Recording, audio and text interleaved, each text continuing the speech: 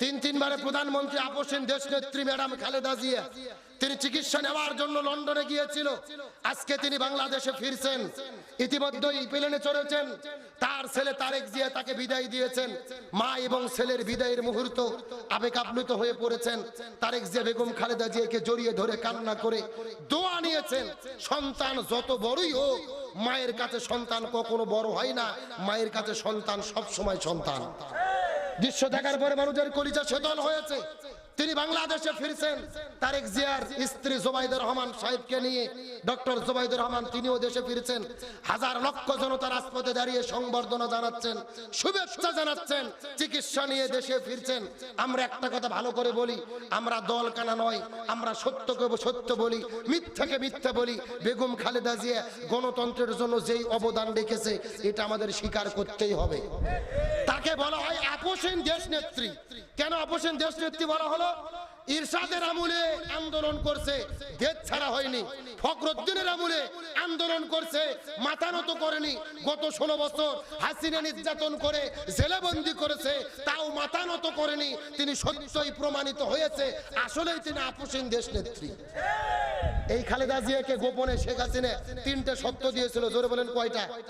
খালেদা জিয়াকে যখন আইসিইউতে ঢোকানো হলো, জীবন যায় আছে, বাঁচবে নাকি মরবে, মানুষ টেনশনে ছিল।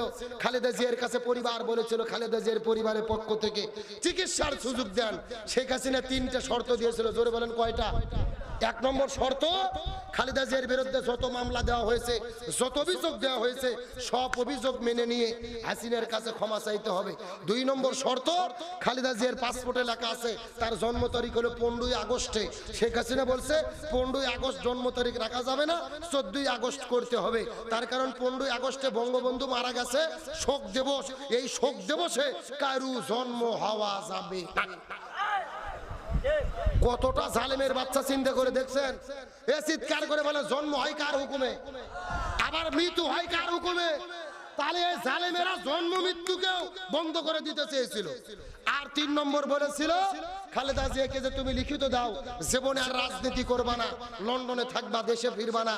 খালেদা জিয়া বলেছিল আমি প্রয়োজনে জেল খেটে জীবন দেব, তাও জালেমের কাছে মাথা নত করব না।